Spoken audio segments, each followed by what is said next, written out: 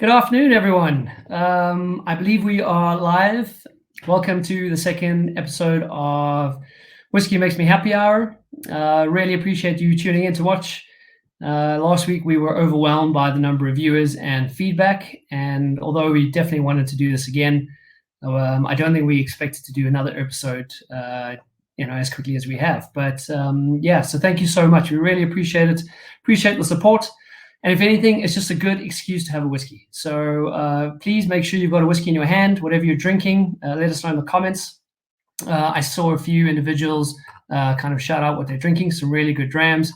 Very honored to have Andy Watts return as a viewer this week. So hi, Andy, thank you. It sounds like you have an interesting grain whiskey in your glass.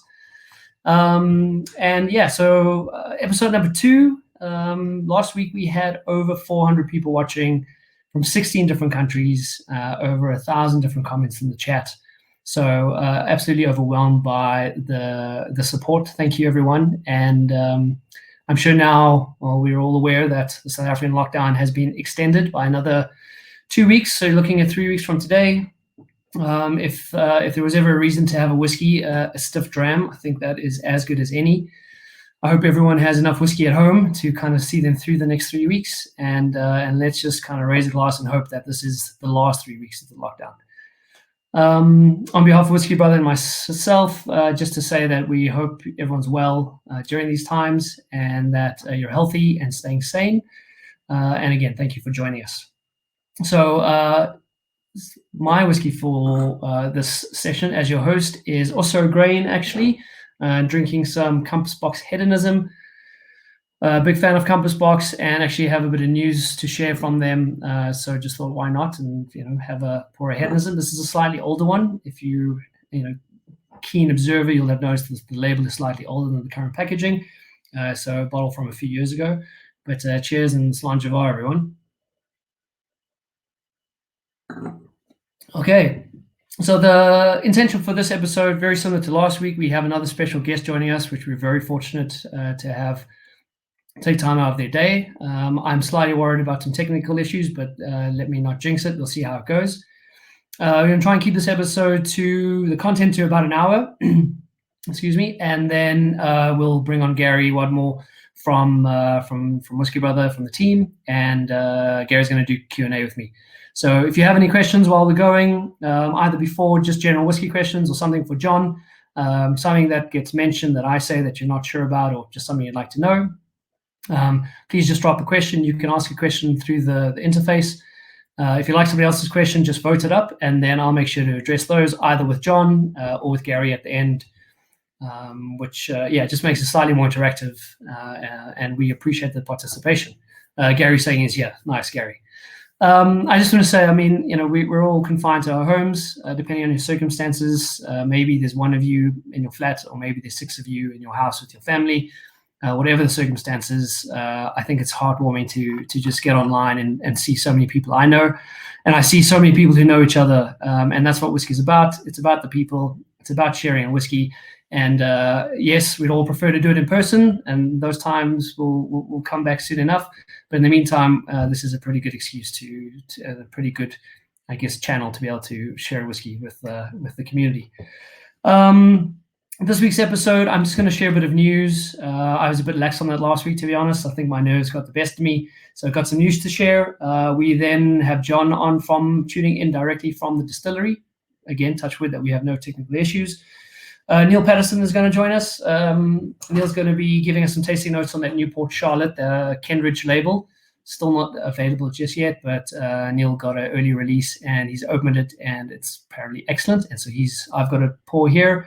I haven't tried it yet. Neil's going to give us his thoughts on it. And then, as I said, we'll do some Q&A with Gary at the end.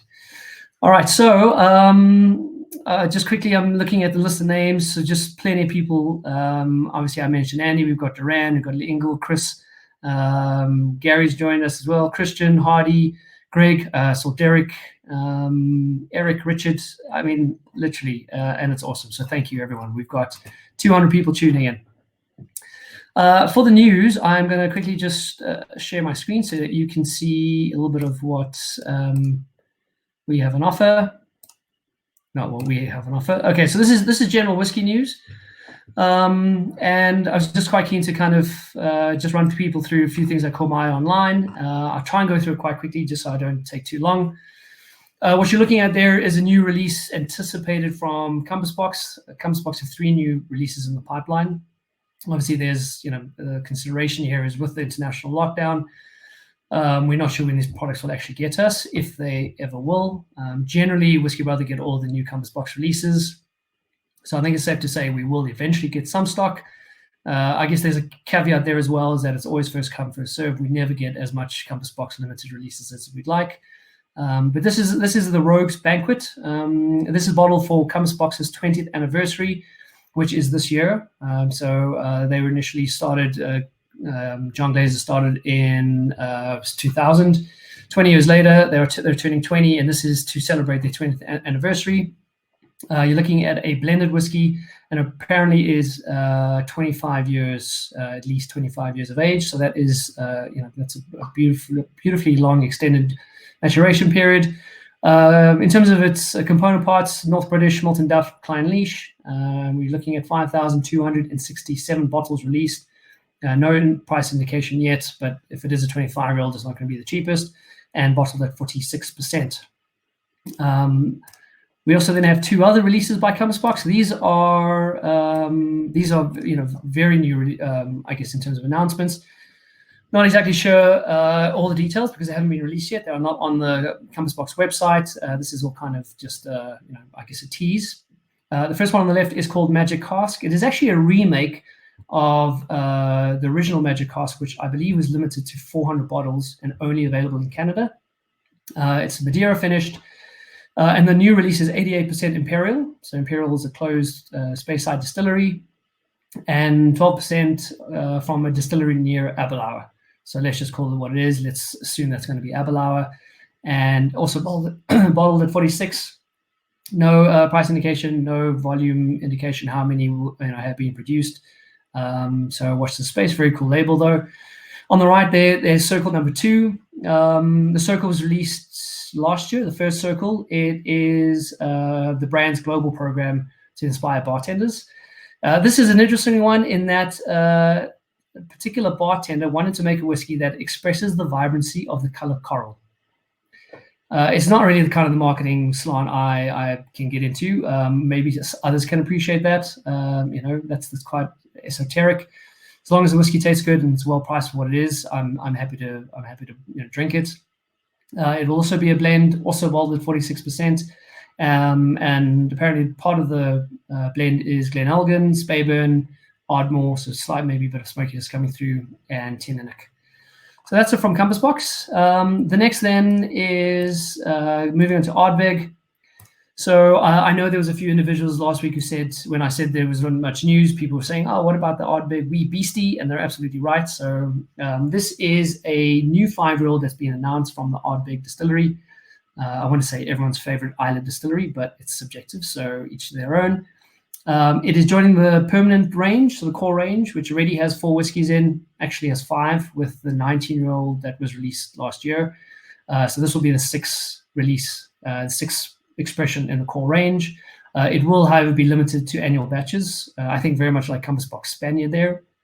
But generally a combination of ex-bourbon barrels and Oloroso, and non-chill filtered, 47.4% alcohol. We don't know when it's going to get here to South Africa. I'd expect it will arrive. South Africa's got a good Ardbeg following. Hopefully it arrives sooner than later, but let's just wait and see. To be honest, we're still waiting for the 19-year-old, which is, again, meant to be part of the core range.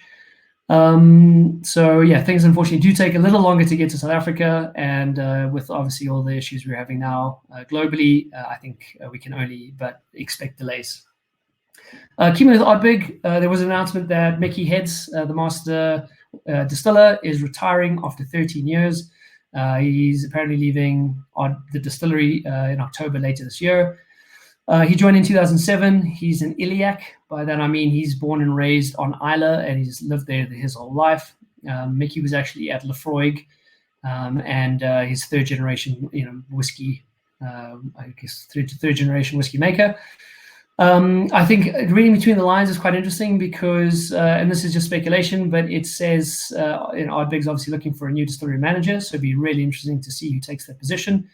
Mickey's built up a great reputation for himself over the last 13 years, but it does say that he's retiring from the distillery.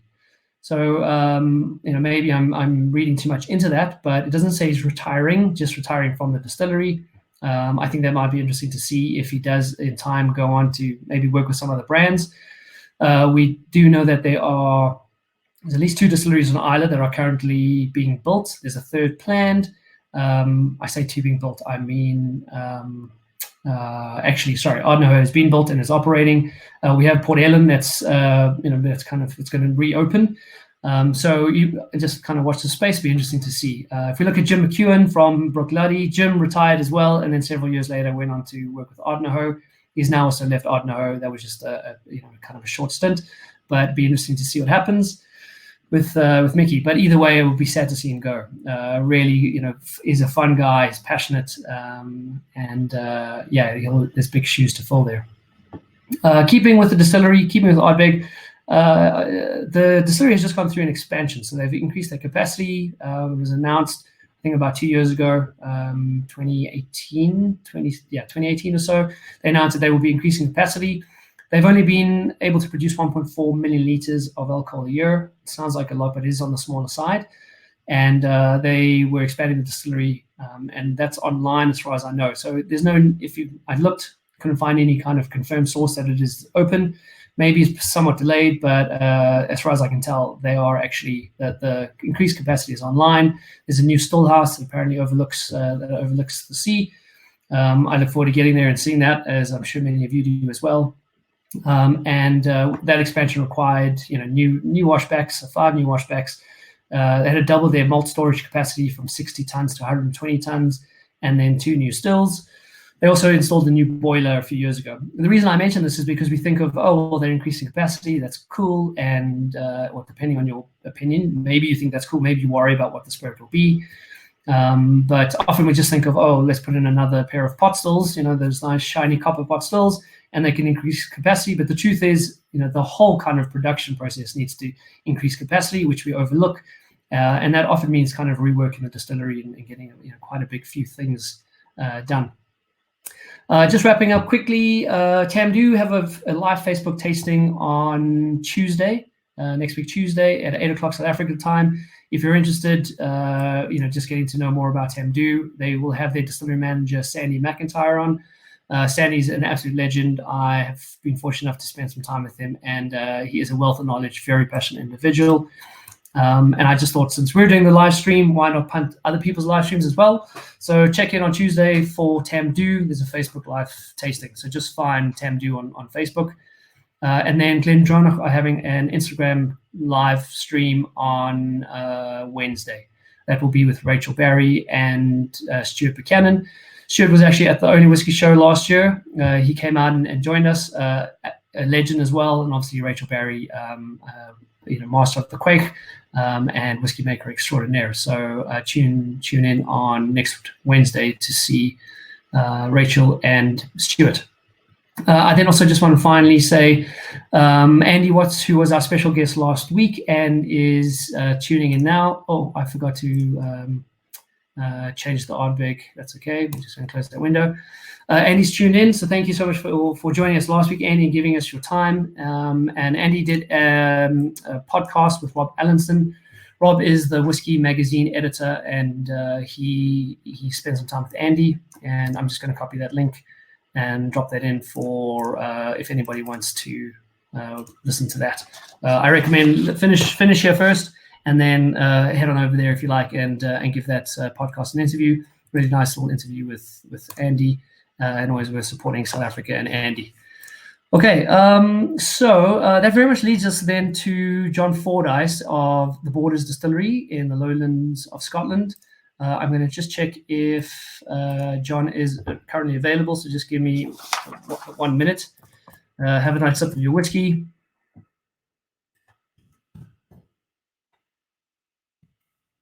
I'm going to do the same.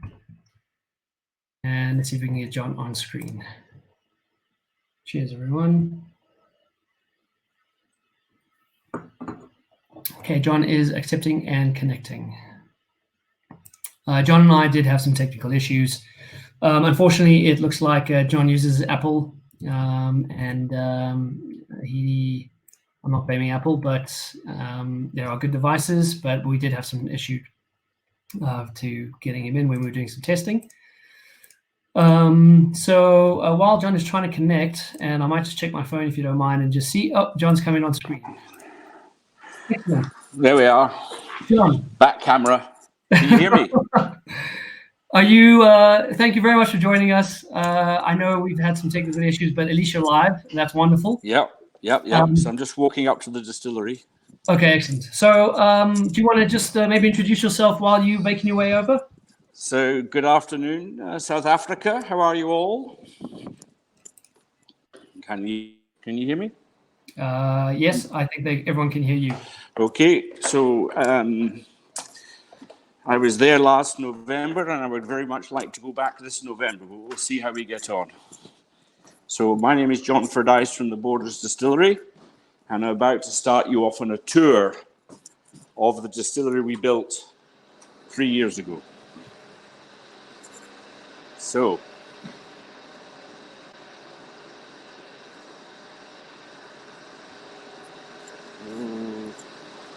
this is a 1/50th scale model of the distillery. It's built in a building that was put up in 1888. And as you can see, it's got this random rubble construction with all these old industrial features, including a 3-ton hoist, glass roofs like an old textile mill, split roofs, and then we have at the bottom there a 5-ton semi-lauter, 8 25,000 litre stainless steel mash tuns.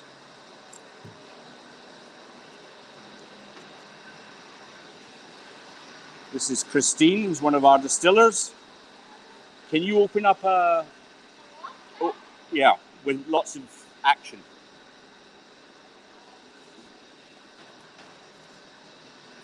So Christine's actually a brewer from Vancouver. She's over here to do a year of distilling.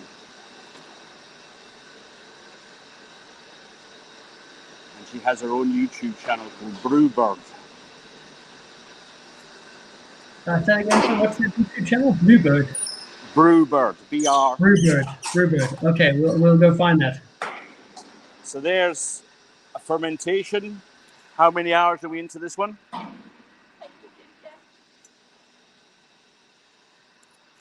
There's another one going nicely as well. So these are probably about 48 hours old.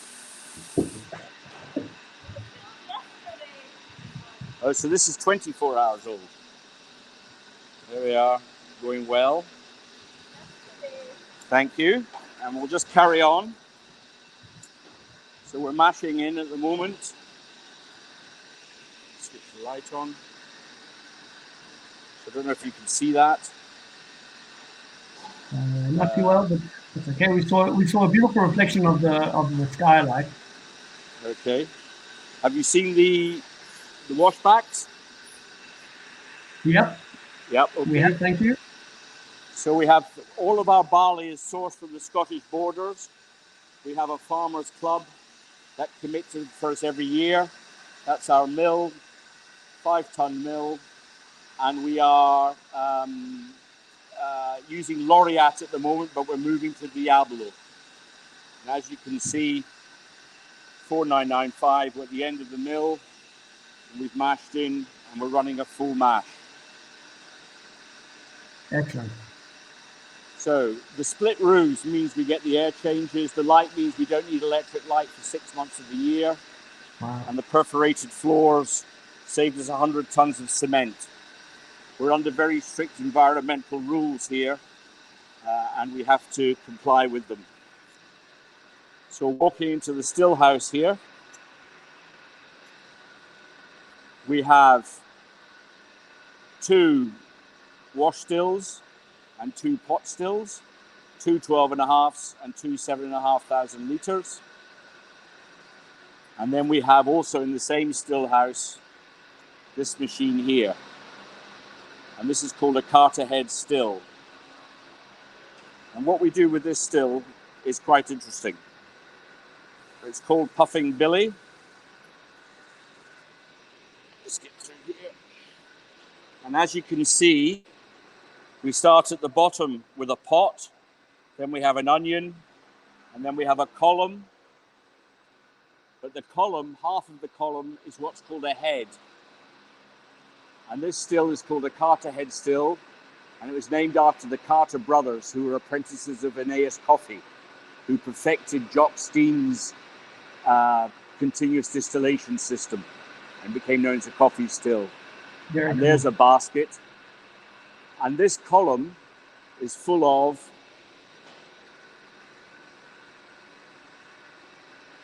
that. And that's called sacrificial copper. And what we're doing here is we're taking our new make spirit, which comes from the wash stills and the spirit stills. We're filling up the pot at 2,000 litres a time. And then we're driving the liquid and the steam through the copper, sacrificial copper, all the way to the top. The vapor then goes into the basket, where it encounters either botanicals, if we're imparting flavor to make gin. Those are some of our botanicals. Or, using exactly that same system, once we've got the ethanol up to 96%, then we bring it down a little bit and we can run it through activated charcoal, which looks like that. And that gives us vodka.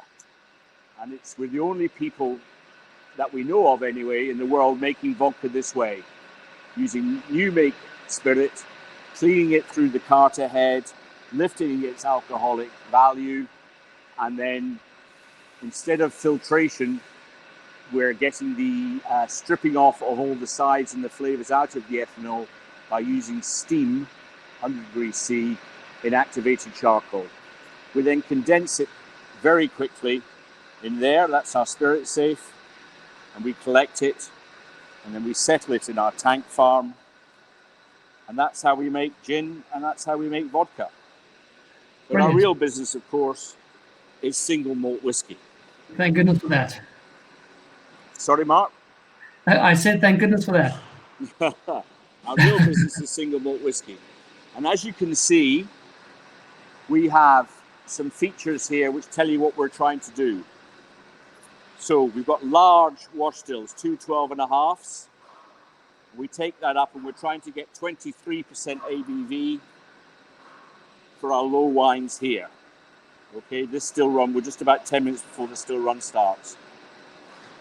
We're then, over here, you can see 2 7.5s, an onion, and then quite a sharply declining line arm. Very. A condenser which is run off river water. So we bring the water straight in from the river. It goes around the condenser and goes straight back into the river.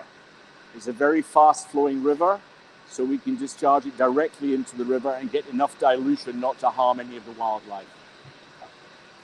And what we're trying to achieve here is a Scotch malt whiskey which is aromatic, perfumed, and heavy on the fruit. And you can tell that we're trying to capture the lighter alcohols. And that we then collect here, and we collect at about 71.2 at the moment. Those, that spirit, and we're literally 10 minutes away, will then go into the spirit receiving tank where it goes off to cask. And we use a mixture of fresh bourbon select from the United States, refills from fellow distillers in Scotland, some rum casks from Jamaica, and we're running some useful trials on wine from the Douro and also rye casks.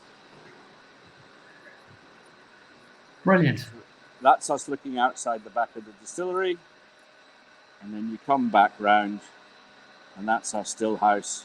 How beautiful is that view? And our look of the distillery.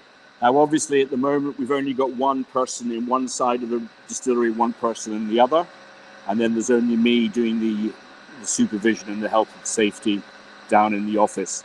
Everybody else is either on home leave or on furlough, or comes in on a separate shift with no physical handovers.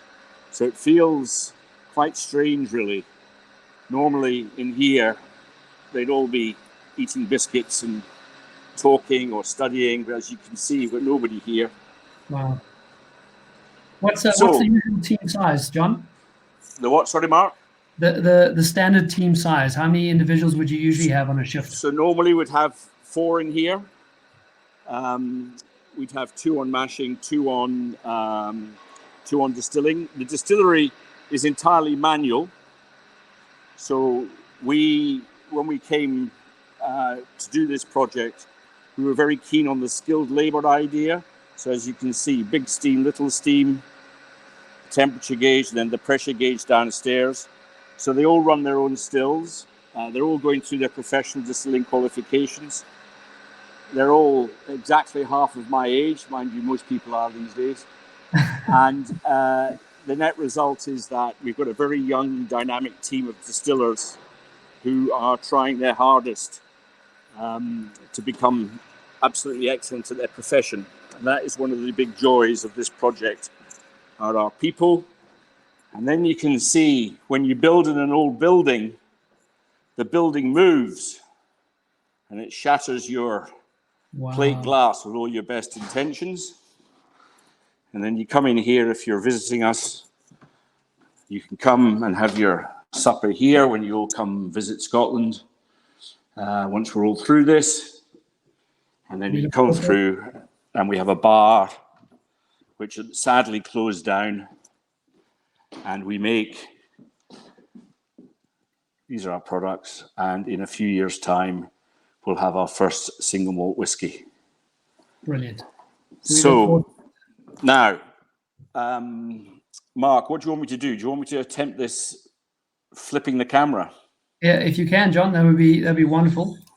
Okay, let's see.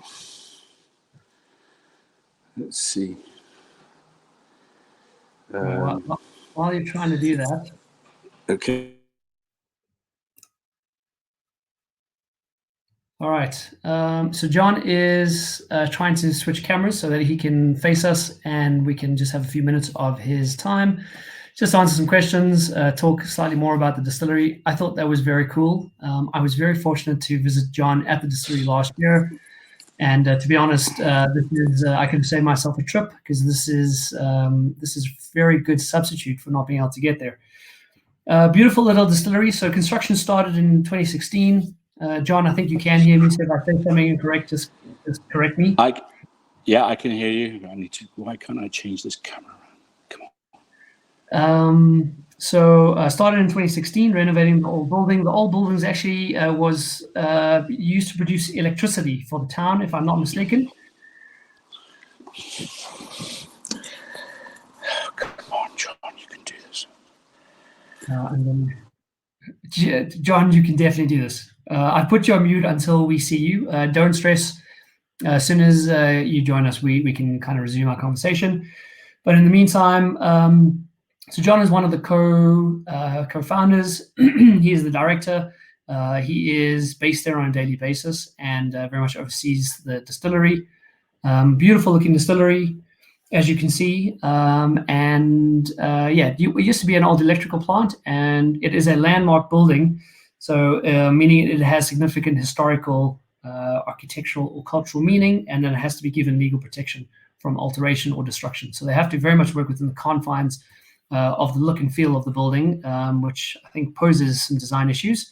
As you heard John say, they're using barley from distilleries in the area. John's still unfortunately struggling. Don't rush, John. Take your time.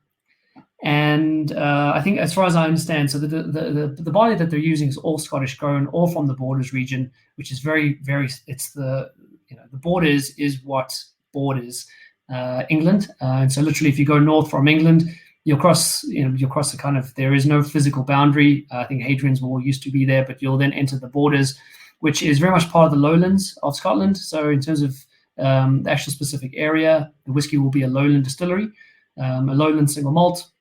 I know John has some other ideas about what to call it, so look forward to him telling us about that. Yeah, using barley from farms within the area, nothing further than 20 miles away from the distillery. So let's just call it 30 kilometers, which is quite a small radius, which is absolutely brilliant. If you just think of kind of the environmental impact there as well. The town that it is situated in is called Hoyk, a population of approximately 15,000 people. And started by 4 individuals, and started producing, if I'm not mistaken, early last year.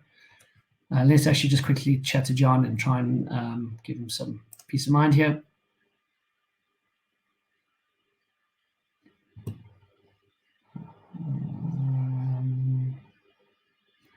Sorry, everyone. I did expect some issues. John, can you hear me?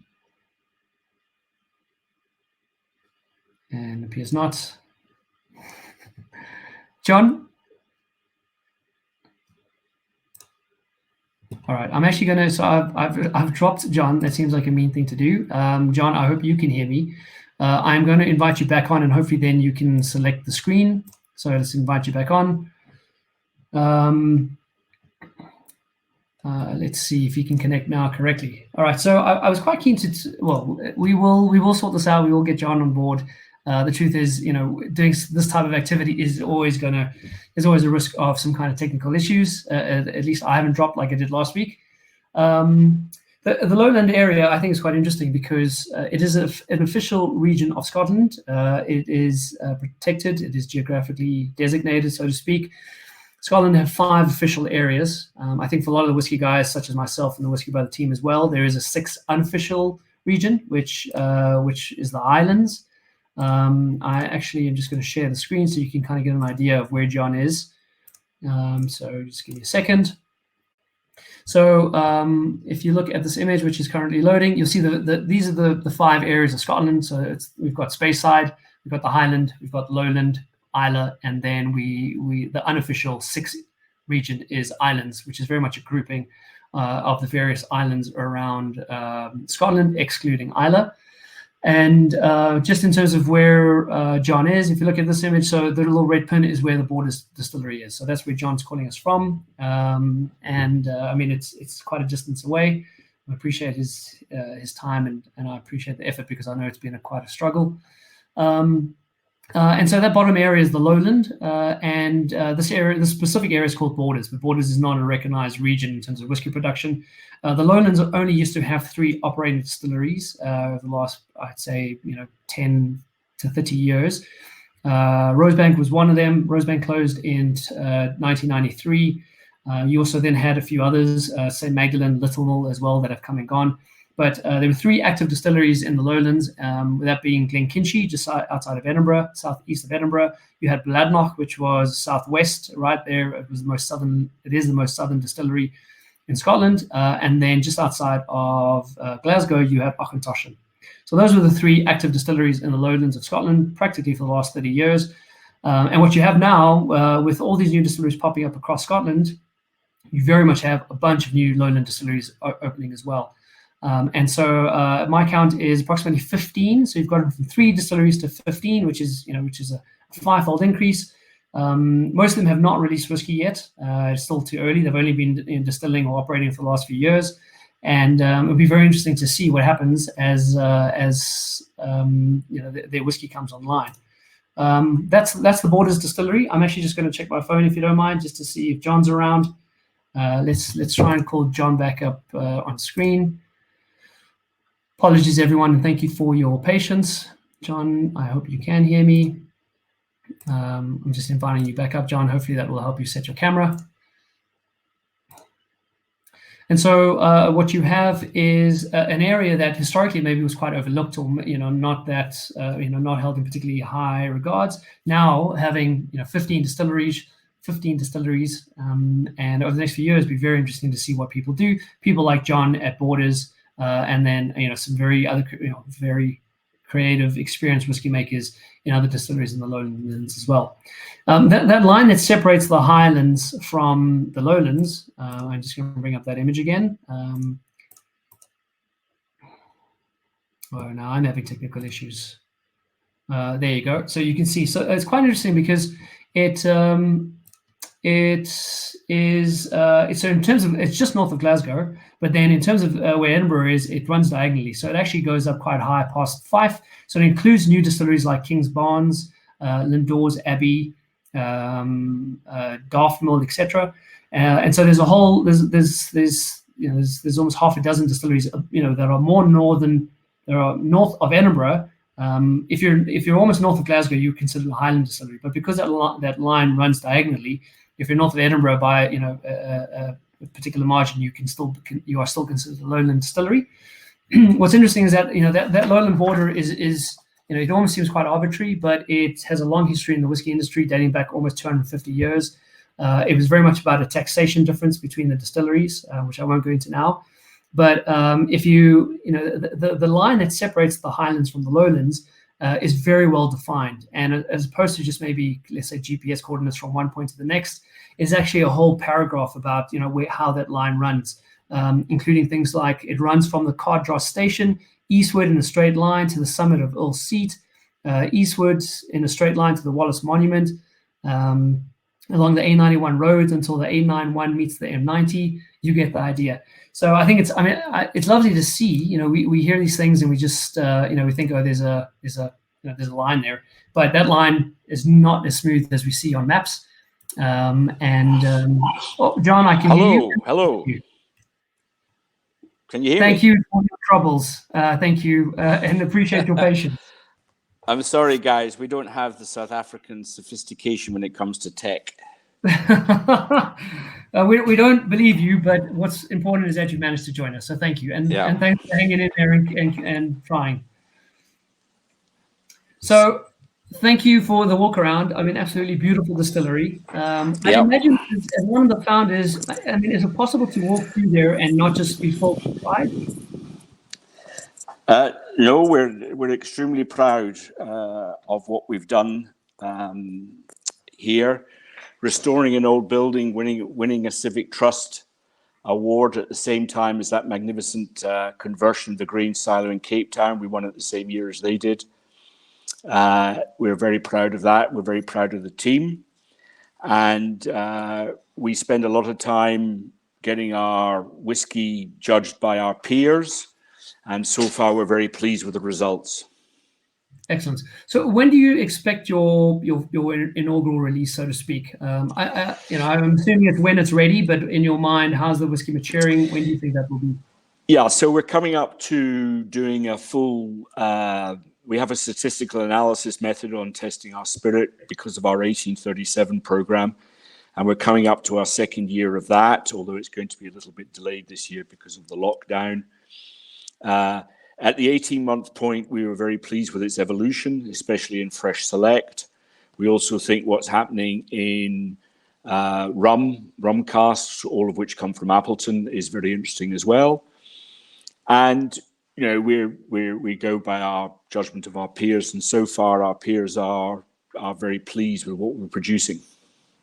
All right, excellent. And so, is it too soon to say what you think the core range will look like? A lot of the new distilleries, their inaugural release is just out of reach for most general whiskey drinkers because there's a hefty price tag and there's a few hundred bottles.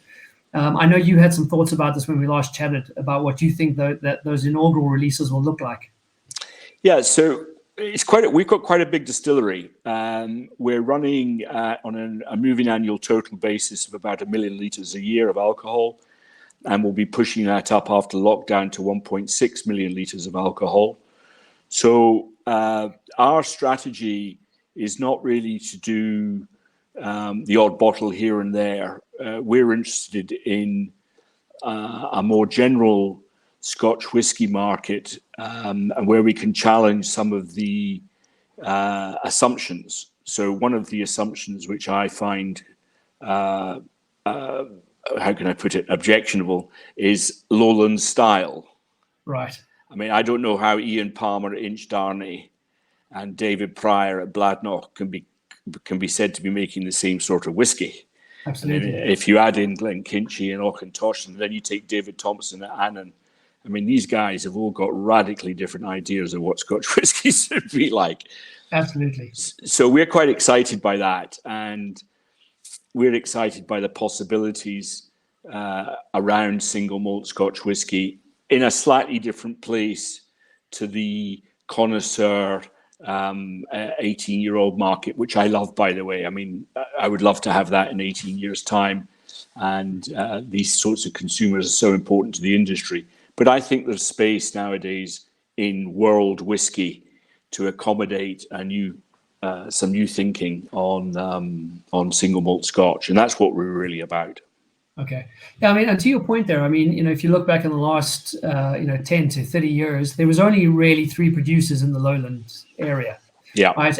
It was so, maybe in theory, it's a lot easier to generalize 3 distilleries. But I mean, today you've got, by my count, 15. There's another 3 or 4 planned. How do you suddenly generalize those, particularly when there are some that are using peated, unpeated? The cost types are all different across the different distilleries. Yeah. So I think it'll be really interesting to see what the space looks like in 5-10 years' time. And I think where maybe it was a region that many whiskey enthusiasts would maybe overlook in the early days, I think it'll be an area that, kind of commands people's attention based on the variety coming from the area in the time to come. Yeah, so we were initially a little bit resistant to the idea of being called Lowland. But then Lenny Russell bought Rosebank, which is going to make Lowland about as sexy as it gets. Right. So we'll just join in. Okay. But so, I mean, yeah, because we when we chatted before, you had some thoughts on what you would prefer your designation to be. So, I mean, if you'd share that with the audience. Okay. So in wine, I spent 10 years making wine in Portugal. In wine, wine producers are very focused on what we call geographic indication, or GI. In Scotch whisky, we have the same structure. We're allowed to use it, but we don't as an industry. And it confuses me. If I was on Orkney or Shetland or Stuart Nicholson's trying to build a new distillery, or Harris, just being called Highland and leaving the island of Islay being the only island would start to be slightly annoying to me.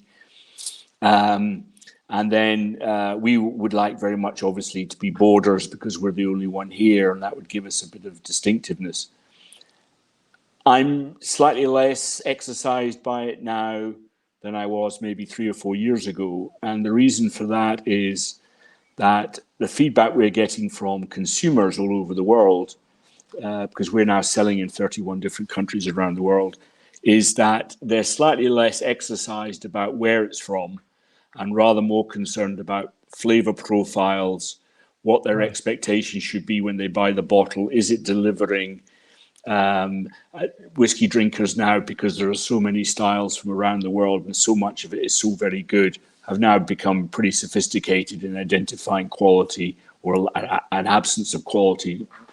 And in that sense, I think our focus has changed a little bit away from borders to just trying to make the best juice and buy the best wood and release at the right time.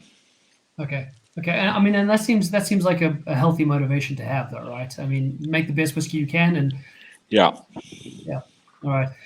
So I mean, what was the original motivation? I mean, I can't imagine this has been an easy road to traverse from inception to actually now being on at the distillery producing.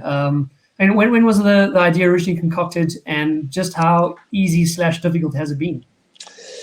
So the original conception of this came when I was living in Portugal, in the wine and olive oil business. I wanted to come back to Scotland. I'm too old to get a job, and I'd been out of Scotland for 30 years. So what are you going to do? And then it became obvious that there were no distilleries in the Scottish Borders. So then the next thought was, well, let's put one there. And then, like a lot of these things, I had a bit of luck. My fellow founders were all just either exiting a bit of private equity or changing jobs or, retiring, but having the Alex Ferguson problem about not being able to be at home. So you have to keep on doing something else. Right. And the 4 of us came together and thought that this was a good project. And then friends of mine from Hong Kong, put together the financial package. We went to the market and we sold the project. It took 2 years. We bought the building in 2015. We spent a year planning and putting everybody into a single team. So the distillery installer, the architect, the engineers were all in the same team. We met every fortnight. We started building in November 16. We finished installing the kit in December 18. And then we started distilling in 2018, right in the middle of the beast from the east. It was -9 in the still house. Wow. And it was actually physically snowing inside. These split roofs have louvers with slats, which gives us our ventilation. And the wind was coming so hard and the snow was so heavy, it was actually snowing inside. And I purchased 6 hair dryers from our local supermarket to unmelt all the valves. And off we went. And we've been going ever since. That's unbelievable. Wow. Well done on getting this far. I Thank hope you. The hardest part is behind you, and it's smooth sailing from here on out. Thank you very much. So I'm just curious, a few more, a few last questions, if you don't mind. So I know you've got some kind of, is it family or friends? You come to South Africa fairly regularly. Yeah, so I have family in my father's brother moved to South Africa in the late 50s, and Port Elizabeth, then Sandton, and now his daughter lives in Cape Town. I've been going most years since the early 80s. I spent a while living in Mauritius, and when I was in the textile industry. I'm extremely fond of South Africa. I think it's a great place. The people I've met, I've always enjoyed. And this... On behalf of all those people, thank you. Okay, well, thank you very much. I mean, this situation we're all in now is going to whack us pretty hard. But I have confidence that with goodwill, a cool head, and a large dollop of kindness, we'll get through this. Absolutely. Am I correct to understand that you're also producing, is it ethanol for hand sanitizer? Yeah, so we make it for donation only for our local community. We're following a WHO recipe where our requirement is to be over 71% proof, and we put aloe vera in as a moisturizer and hydrogen peroxide at 3% as a denaturing agent. The bigger industry with the big distillers have all got together, and they're providing the Scottish government with 50 million bottles in the next fortnight, 13 million litres of ethanol. And that's who you'd expect it to be. It's William Grant's 5 million litres, Diageo 5 million litres, Pernod Ricard another 3 million litres.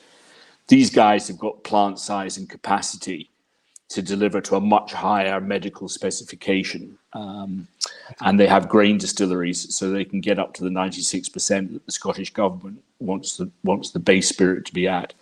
But it's been a fantastic effort. There are 115 distillers now in Scotland, England, and Wales and Ireland making hand sanitizer, of which 111 are just focused on supporting the community nurses, the doctors, the funeral parlours, the post office, all the people you need to keep the world ticking. So we're just very much focused on our community in the Borders. All the other distillers, where they can, are doing the same thing. And again, it's a good example of what you can do. The regulatory permission between all the various bodies took 4 days. The rules are clear. The guidelines are simple. Nobody's trying to rip anybody off. And I think it's one of the good things that we'll be able to look back on from this terrible time. Yeah, absolutely. Like you say, a good dollop of kindness will get us through this. And, absolutely. Doesn't matter who you are. If you compete in particular markets, with your single malt, your blends, and that's all out the window. Yep. It's about, let's actually just roll up our sleeves and do the right thing, work together. Right. It's what the world needs more of. So it's wonderful to see that kind of that community spirit in the whiskey community coming through. Yeah, no, absolutely. And I think it's, the American distillers have responded the same way.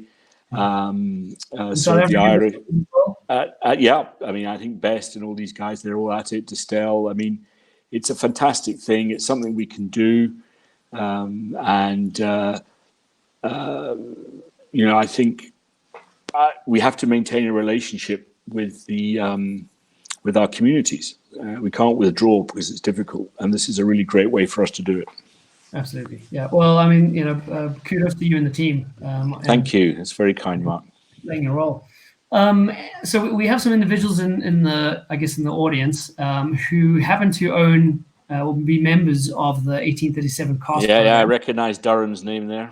Yeah, so just for the sake of others looking on who may be confused by some of this chat, right? So you have a Cask program. The distillery has a Cask program that allows regular punters on the street to be able to own a fine cask of your single malt. Yeah, so we were founded in 1837. We were the last distillery was running in the Borders in 1837. So as a bit of a play on that, we have released 1,837 casks only. There'll never be any more for whiskey lovers to buy. We offer an ability to choose your own wood between fresh fill, refill, rye, rum, and Douro wine. Although Douro wine at the moment is slightly held back by lockdown, but we'll get it back in supply in June. Choose your own filling date. We hold it and store it for you for 10 years, and then we bottle it for you, label it. There'll be a bottle template and a label template. You do your own design, and then we ship it to you, bottled. And out of the 1,837 available, how many have you already sold? So last night's count was we were up to about 690. 690 sold. Sold, yeah. Okay, all right. Yeah. Okay. So we're doing okay. If and the price on those? So it's £1,995, and that gets you the 10 years storage, 10 years insurance, your bottling, your bottles, everything ready to go, up to the point you're required to pay tax. Tax is for your responsibility, I'm afraid to say. Okay. But in the case of South Africa, we know we have to bottle it at 43, for instance, or 43.1, and we will make sure that local rules are adhered to. Right. And it's safe to say, if anybody's watching that is interested, they can actually just contact me. They can contact WhiskyBrother, and we'll put them through to you.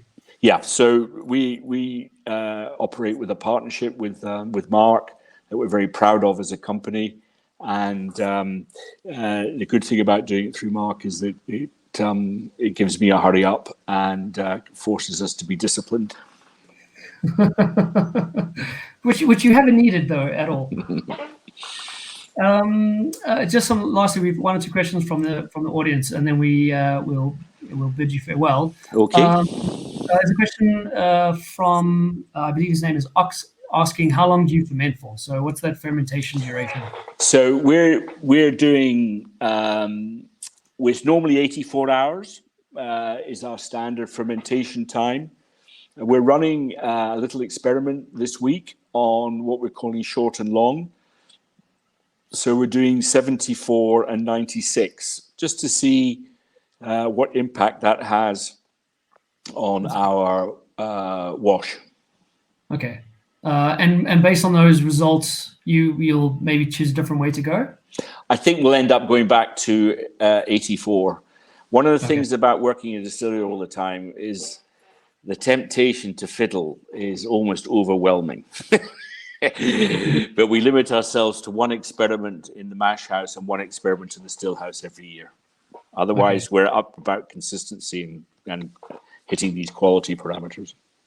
And I mean, in terms of the initial planning, let's just say that 80-hour fermentation, was that in theory before actually producing whiskey, or was it kind of once you were on? No, so we designed this distillery with Fordyce, having decided what kind of whiskey we wanted to make. Okay. So we had a view of the type of, we wanted to go in the unpeated direction. I'm personally extremely fond of quite fruit forward, aromatic, kind of dynamic, sort of on the nose whiskies, and that's what we wanted to make. So the distillery was designed with Fordyce to try and produce that result. Okay, excellent. And you're happy with how that's coming along? So far, so good.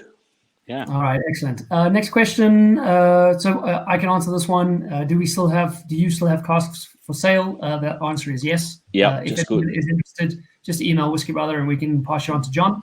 Yeah. Would you be willing to let viewers take you on a tour of their own? Sorry, that's a general question. How many bottles from a cask? So most of the casks you're selling are hogsheads, correct? So 200. No, they're ASBs. American Standard Barrels is the vast majority. So 200 between liters. 280 to 300 bottles. Slightly depends on evaporation, what happens in the cask, but it's around about that. Okay, all right. And then, so I mean, you mentioned that you're getting your barley from local farmers, which I think is brilliant. And you did mention two different varieties of barley there. Yes, so we started off with Concerto, and then we had a really bad time in 2018. The price of cereal went up by 36% because of the sowing season being ruined, and then a drought, and then a flood, and then so 2019, most of the farmers have moved over to Laureate, and now where we're going generally with what we call our growers club, which is 12 farmers that are really into this kind of side of their business, is we're going to go down the road with a new variety called Diablo. Right. Okay. And I'm very excited about that because I think it's a cool name. But also it's very, very promising if you're a distiller, and it uses way less inputs on the farm, so it's bringing down costs for the farmer. Barley prices tend to sit in a sort of exchange rate price tunnel where there's a floor and a ceiling.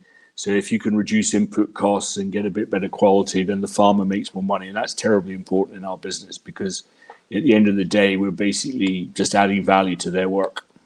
Right. That's excellent. So last two questions. Do you find that the variety of barley impacts the character of the spirit? There's a lot of debate about this. My personal view is that the quality of the barley and the variety of the barley, the main benefits you get are in process efficiency and in the quality of your wort. Okay. I'm on this debate, by the way, has been going on for 200 years. I'm slightly off the fence on the side of more process than flavor, but I can introduce you to just as many other distillers who are more on the side of flavor than they are on the side of process. Right. Okay. Famously, Mark Rainier from Brutaladi, of course. Absolutely. And then a final question with regards to yeast varieties or type of yeast, because I know it feels like that's maybe a lesser explored avenue in making. And you start seeing some distilleries, messing around and experimenting. Bill Lumsden, Dr. Bill comes to mind from Glenmorangie. But for yourselves, any plan on playing around in that area? So we're using Pinnacle at the moment from AB Maori. We're using a very conventional pressed distiller's yeast, but we were about to go into a relationship with all the fizz and excitement of a new relationship with a brewer. Okay. To get back into using brewer's yeast, and then a bit like my son who's in London and his girlfriend who's in Barcelona, we've been forced apart. Right. And we're just having to talk to each other on the telephone. But as soon as we're released from lockdown, we'll be back into the relationship with this brewer, and that is definitely an area we're going to have pay a lot of attention to. I think it's a very exciting area. All right, that's very cool. John, I personally could spend another 2-3 hours talking to you, but I appreciate your time. So thank you very much for joining us. Thank you for your patience. You're welcome. And I hope everybody stays safe. Thank you. You're lucky to live where you live, and I look very much to coming back to visit. So thank you very much, everybody. Thanks, John. Thanks for your time. And yeah, to you and your family and the team, stay safe, and we'll see you in South Africa on your next trip. Thank you. Take care. Excellent. Cheers. Take care. Okay. Thank you very much to John for joining us. I'm not sure if he's hanging around to watch, but I think that's fascinating. I think a very cool thing to do. And if you guys like to, just let us know in the comments, and something we can maybe line up with other distilleries and other, master distillers. There were a few questions I might quickly just go through just to see if there's anything. A lot of questions about how many bottles from the cask. Maybe I should say that for when Gary joins us, we can discuss some of those questions. Then I appreciate we have kind of run slightly over, I think, with John's technical difficulties. And then I think just, such an interesting guy to speak to, doing such cool things. We got on a little bit longer than maybe we would have liked. That being said, I do want to invite Neil up. I need to find Neil. There's two Neils. I'm not sure which one. There's no surname on this, so I'm going to guess it's this Neil. I'm going to invite him up. This should be Neil Patterson from WhiskyBrother. If it's not, let's hope that they are clothed and decent. Neil sent you an invitation to join us. So Neil's just going to be giving us some quick kind of his thoughts on this Port Charlotte. So we showed this last week briefly as a new expected release. As soon as the lockdown is done, these will be available. We will make them online next week now that the lockdown has been extended. So if anybody wants to pick up a bottle in the meantime, you can at least purchase it. Once the lockdown has ended, we can then get your bottle out to you. This is a private car. So this was a private individual. Neil, we've got you. Thanks for joining us. How's it, guys? This is a private individual who bought a cask of Bruichladdich. When Bruichladdich reopened in 2000, and they very much, like most distilleries, sold some cask to just generate some revenue while the new whiskey was coming of age. This is a bottling. This is actually Port Charlotte, so it's got a peating effect. Single cask strength. There's Neil's bottle. 222 bottles, bottled at, I'm just checking the alcohol here, 54.3. Neil, you've cracked a bottle. What do you think? Classic Port Charlotte, tasty stuff. I'm not one for alliteration or flowery words. I'll just get on with it. I do have a story to read, of course. The actual label itself is actually a drawing by a famous South African artist. Something, again, I don't profess to be an expert at in any way, but it is William Kentridge. Obviously one of South Africa's most exported artists of recent times. And I'll essentially read a story, which is on the back of the box. Excuse me if I hit the high notes and low notes at wrong points. I'm used to reading Peppa Pig these days. This is perhaps a little bit out of my depth. Anyway, here goes. In 1879, when Queen Victoria was told of the British defeat of the Zulu army at Isandlwana, she wept into her whiskey. Since then, isiZulu speakers have called the finest Scotch whiskey, excuse me if I get this wrong, Isinyembezi Zenkosikazi, Tears of the Queen. The British had underestimated their foes, leading to the worst defeat of the British army by an indigenous force anywhere in the world. They returned a few months later, massively reinforced to defeat the Zulu army at Ulundi. Sipping this whiskey evokes the victories and defeats that shaped this part of the world. Not long after, gold was discovered on the reef and mine shafts rose rapidly over its harsh landscape. Captured in William Kentridge's drawing to mark Isinyembezi Zenkosikazi, gold is the color of this whiskey and the color of the sun that day over Isandlwana, which saw a brief solar eclipse at 2:29 p.m. The sun turned black in the middle of the battle and then turned gold again. As one Zulu warrior recorded, it was an omen for victory. So yeah, I know a fair bit of marketing magic there, but in my opinion, obviously whiskey is art. Obviously we've slapped a William Kentridge label on this. I don't know, obviously it might appeal to another audience, but essentially what you're doing, is slapping two different art forms together. I obviously prefer the art in the bottle, but big fan of William. I know one of his nephews, good guy, Leon. If you're watching, shout out to you. It's good stuff. 14 years old, bourbon cask, matured. Lemon cheesecake, a little bit of salinity on the nose.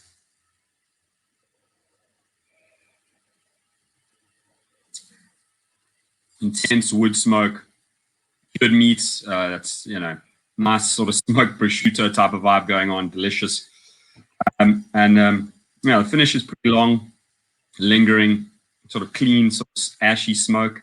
It's classic Port Charlotte, and a little bit older than what we're used to getting here in South Africa. The bottle I'm consuming is bottle number 143 of 222.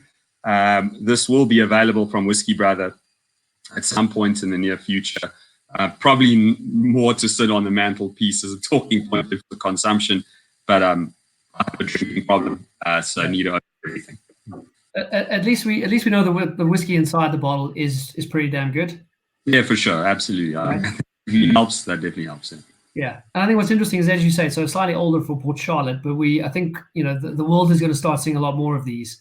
I mean, those casks that were available in the early 2000s, starting to come to market. We know Single and Single are planning a Port Charlotte release in the upcoming future. So it's fine to see a lot of indies get their hands on older Port Charlotte, which I mean, I'm all for Port Charlotte, so that's a good thing. Yeah, single cask of Port Charlotte coming to market. Yeah, as long as the pricing is right. Again, on this, as you say, this is slightly more about maybe the outside of the bottle. You've got an original piece here by a famous artist, so there is that kind of premium applied to the price. Exactly. Yeah. You don't have to buy. Yeah. By the end of lockdown, mine will probably be punished. But if it isn't, I'll share it with anybody who sends me a message and asks. Nice. Gary. So Gary just says, "Are you using an Apple phone camera because the quality is pretty average?" I'm actually using a Dell laptop. Hopefully, no lawsuits from Mr. Dell. All right. We'll let you get back to your Peppa Pig. Cool. Thank you. Enjoy. You just want to tell people why you're reading Peppa Pig, just so they don't think it's maybe one of your personal interests. Well, of course, children's stories is all I'm capable of reading, Mark. So, of course, it's all our business. I have a 2-year-old daughter, and my wife is currently working still. So, daddy daycare is in full swing. Obviously, 2 weeks in now, I'm sure by the end of the 5 weeks, her vocab will have grown immensely. Not necessarily the words she should know yet.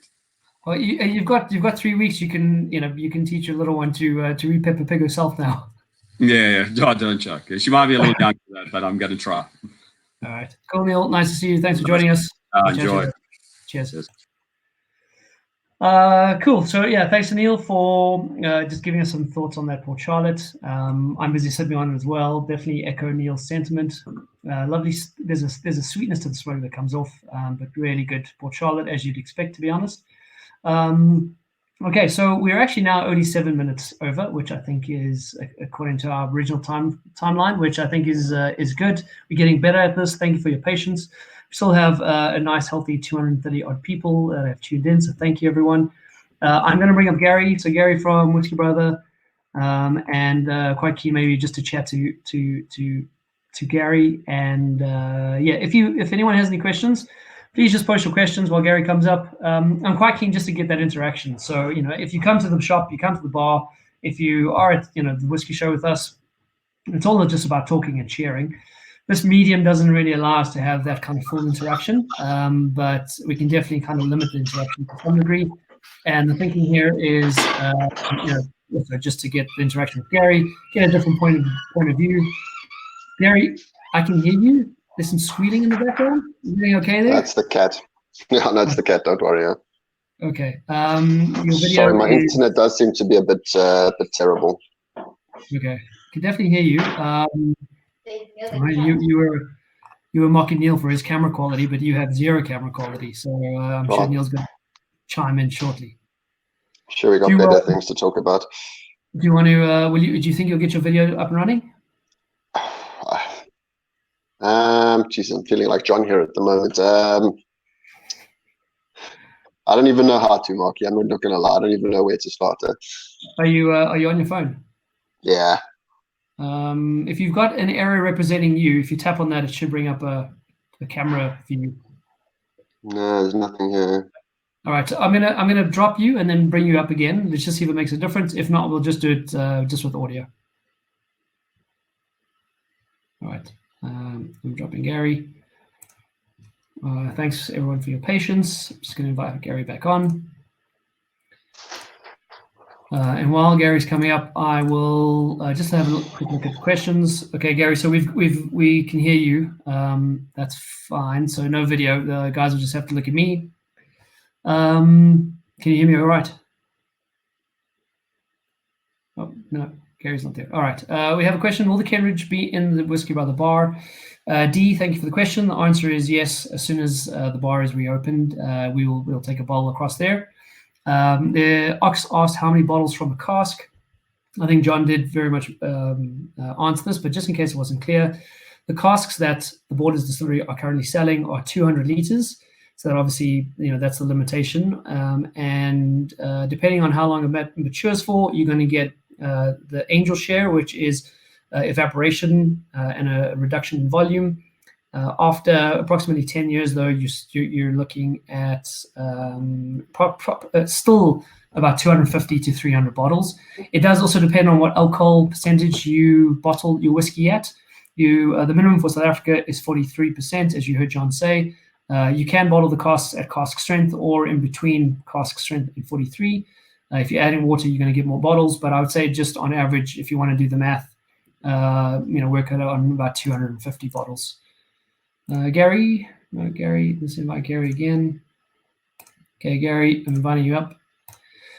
Other questions while we wait for Gary? Would you consider running promotions on days like World Whiskey Day? Yeah, sure. I mean, as you may have seen, we've started running quite a few more promotions. This is a question from Chris.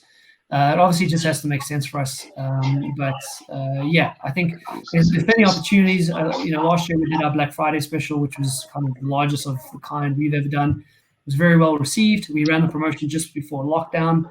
I think the answer there is yes, Chris, we will. Gary, can you hear me loud and clear? Yeah, I can hear you, dude. Cool. I'm just looking at questions. At what point do you think South Africa will change its bottling requirements so we can just get some more variety? That's from Gilroy. What are your thoughts on that, Gary? I don't see that happening anytime soon, to be perfectly honest. And I mean, it's a good thing to also have a bit of variety and stuff, but I mean, do you want a lot of the stuff that's coming from Europe bottled at 40% sitting in our shelves? I mean, I'm more of a guy that, 43 is definitely the bare minimum for me. But again, it's just, what everyone else likes at the end of the day. And I mean, I'm pretty lucky to think we do have quite a lot of variety from when you started the shop, 6-7 years ago. Yeah. I remember when you first introduced me to whiskey when you had a choice of 20. So, I mean, going to like between 600,000 different bottles now, it's we've got to get through those before we start worrying about more choice. Yeah. Yeah, absolutely. I think also, so I mean, for those who don't know, why don't you tell folks what the requirements for South Africa are? The technical requirements for getting whiskey in here. Well, obviously 750 ml bottles. Obviously most of Europe is in the UK 700. It's got to be 43%. Right. Yeah. So I mean, as you say, one of the upside would be maybe we have more variety, but the downside would be we'd get a lot of those 40% bottles available to us, which none of us want that. Yeah, depending on what your preferences are, that might not be that great. I think the truth is as well. So my opinion is, I don't see it changing anytime soon. There's still too much of an industry, a local industry that want that those requirements in place. I think eventually, the world just has to kind of get a little closer and work a bit better together. So I'd like to hold on to some hope that might change. But I mean, I think the most important thing there, and as you mentioned, Gary, I mean, if you look at kind of the whiskey variety that's been available in South Africa over the last 10 years, I mean, it has increased 20, 30-fold. And so at least, we might not be getting everything. There's so much out there. You look online, you think, it'd be great to have it. But we do get a lot, and we get great variety. We could always have more. But, I was just saying, I mean, choice is quite a thing. I mean, we all love choice at the end of the day. But, I mean, if we all go to our closed bottle sections that we plan on getting to try, most of the guys on here, I know, we're not going to even get nowhere near to try all those bottles. So it's great to have variety. But, I mean, let's try the things that we actually can get our hands on and got in the meantime. And everyone wants 5,000 bottles of whiskey, but you have to get to drink everything. And it's, we do try our best, but. Yeah. I think also, I think an important consideration here as well, and it's easy to overlook, is that, there is only so much market available in South Africa. If we suddenly, just in terms of WhiskyBrother, if we suddenly doubled our variety, we wouldn't double our sales. If you suddenly have 1,200 bottles on the shelf, well, you're still only selling X amount per month. And then, financially, it almost as a business doesn't make sense to stock everything. So certain businesses will still just have a limited, variety. No, and I also think you got to look at the South African whiskey market it's quite young. And guys still like brands, guys still stick to brands, and putting new distilleries on the shelf, the guys that have ever heard on it, it's, we might sell to like 2 or 3 people. So to bring in volume of that kind of product when we're going to sell 3 bottles to actual guys that know these kind of things instead of the guys that aren't learning, it's going to be, it's difficult, Yeah. And then, on that question, I think the last thing to add is also under the current circumstances. I mean, I know, and it's hard to tell what's going to happen, but the truth is, a lot of us are going to be hurt by this, by the lockdown. 100%. Small businesses are going to be impacted, including ours. We're obviously worried. And then the question is, well, to be upfront, as WhiskyBrother, we absolutely expect our sales to drop, in the coming months, because people are going to be, recovering from what's happened. No, sure. And, that's definitely going to impact our ability to, source more cask, source more kind of things in the near future until we get back on our feet, Yeah. We've got a question from Dean Blumenthal asking if we'll be getting more Bowmore 18. I'm just drinking that right now. Sorry, Dean. Nice. We can always make a plan. I'm going to say yes for the. Okay. It's just a matter of when. It's just a matter of when. We will, though, yes, for sure. And then this isn't a question, but Michelle says, come on, Gary, get your tech in a row. Michelle, there's other people listening. I won't say what I really want to say. There are other channel. We've got a question from Ross saying, as you have tasted so many whiskies, have you been able to taste the difference between a liquid distilled in 100% copper still and stainless steel? What's your preference? Well, you can't distill in, the stainless steel stills are obviously with that copper inside the neck. I've only tried one whiskey. I'm not going to say whose it is. So I can't really comment on what I prefer, but the one that came out of stainless steel with the copper fittings in the neck, yeah, it was fine. I think what's interesting, maybe to just clarify here, so if you are making a single malt whiskey, no matter where you are in the world, you're required to use a copper still. The stainless steel stills, and I kind of. But again, Marky, that's again, I don't want to, I don't say who it is and everything like that, but on that bottle that I'm talking about, it definitely says single malt. So I don't know if it's just bending the rules and things like that.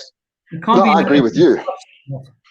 So I don't know if there's some loopholes and stuff like that. If it's, maybe Andy would probably know a little bit better, but and then there's some loopholes in the rules as long as you're using some sort of copper. But I know in Scotland, definitely to call the Scotch single malt, you need to be. I don't know about the rest of the world. Yeah, and that's a good distinction, right? But so if you want to be a Scotch single malt, it has to be 100% copper still. Yes. Right. As you point out, maybe there will definitely be countries, and India comes to mind, where the requirements are not as tight. In terms of what a stainless steel still this individual is referring to, so Ross, I also wonder if he's maybe referring to column stills, which from the outside often look like they're just stainless steel. Obviously, those have copper on the inside. Then it's a question and a preference around malt versus grain whiskey, and that's preferential. Yeah, it depends what's going through that. As you say, it depends if barley or what's going through the still. That Loch Lomond single grain made from 100% malted barley is delicious. It really is fantastic. Absolutely. We've got Fortune asking what's in your glass. You answered that with Bowmore 18. We've got seems to be followed by Bowmore 15, Bowmore Vault Edition, and Bowmore Old and Rare. Are you doing a Bowmore vertical, clearly? Bowmore Day with a tomahawk steak. Okay, nice. Well, you can't go wrong. We're invited. Sure. We've got someone, and I'll maybe take this, but Ryan is asking, is the Whiskey Show plan for Cape Town still on or subject to change, considering the whole COVID-19 situation? At this point in time, we haven't made a final call on the Whiskey Show. We absolutely want to have it. We'd love to go ahead. If it goes ahead, we will do both cities, Joburg and Cape Town, for our first one. At this point in time, we can't say whether we're going to go ahead or not. We want to. We will try and make the call by the end of the month. The show is only late July and first week of August for Cape Town, so we feel hopefully there's still maybe an opportunity that we can go ahead with it, although that is looking less likely as the weeks go by. But just stay tuned, unfortunately, and watch the space. Just seeing if there's any other questions, Gary. In general, I mean, I see Andy responded to something over here. It's like in the chat, he says, which has been distilled in a pot still so that the distillate has a flavor and taste originating from raw material. That's the SA Liquor Products Act. Right. Which has been distilled in pot still. So, which then I think by that, right, that means that it doesn't have to be a copper pot still in South Africa. Right? Yeah. And then, but Andy's saying our pots are copper and made by Forsyth. So just to confirm there. Would you have a November show in Joburg? Kevin is asking. Kevin, thanks for the question. If we can't go ahead on kind of the July, August dates that we hope to, then we would look at moving it out. It does obviously depend on venue availability. We would absolutely hate to not have a show this year. So any way we can make the show happen. I think, guys, our whiskey enthusiasts out there know us well enough. We can make things happen. So yes, hopefully, if we can't go ahead on the planned dates, we'll just shift it out a bit. Gary, did you see any other questions while you were watching? Didn't see any, no. Okay. I saw somebody ask about the Borders cask, and just to ask kind of what the tax would be, because John was quite clear. So, I mean, it's £2,000, just less. To buy the cask, that includes the storage, that includes obviously the wood, it includes the bottling. The additional cost is once it's bottled, you need to bring it to South Africa, and bringing it to South Africa, there's an expense. So just so people know, obviously you're looking at shipping. So usually using DHL air freight or sea freight, getting the stuff here. And once it gets here, you will have to pay your 15% VAT, and you have to pay duties.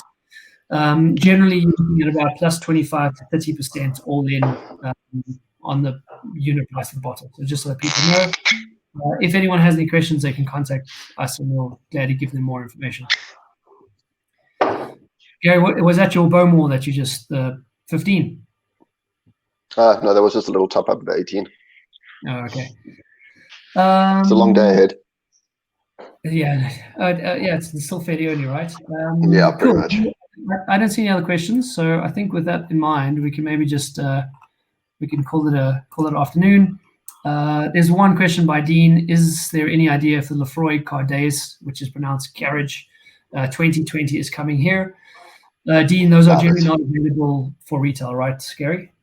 No, not in our markets anyway. I know I think the US gets, obviously the UK and from the distillery, but I don't. Yeah, it's like the Oddbegs committees. I don't see them coming here anytime soon. Our market's way too small.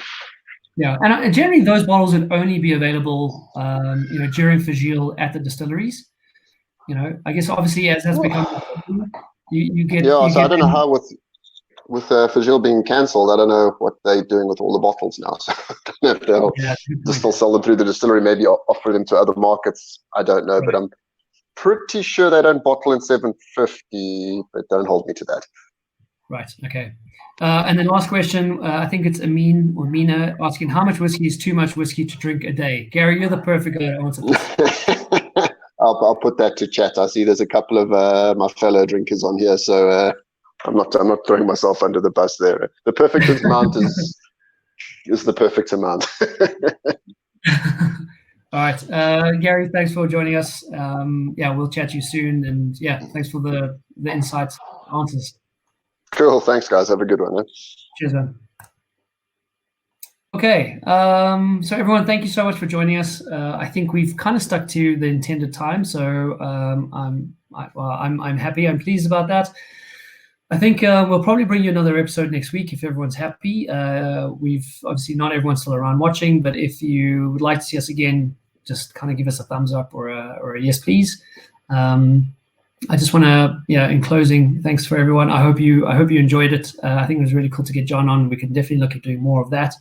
And thanks for Neil for joining us. Thanks to Gary for joining us. And guys, take it safe. Be careful. Stay healthy. Stay sane. Have a dram of whiskey. And we appreciate the support. Awesome to be online and see so many familiar folk. Plenty of ESPs and thumbs up. So that's it. Great. We'll see you next week. Same time, same place. And guys, stay safe. And Slan Javar. I need to raise a glass there. Slan Javar.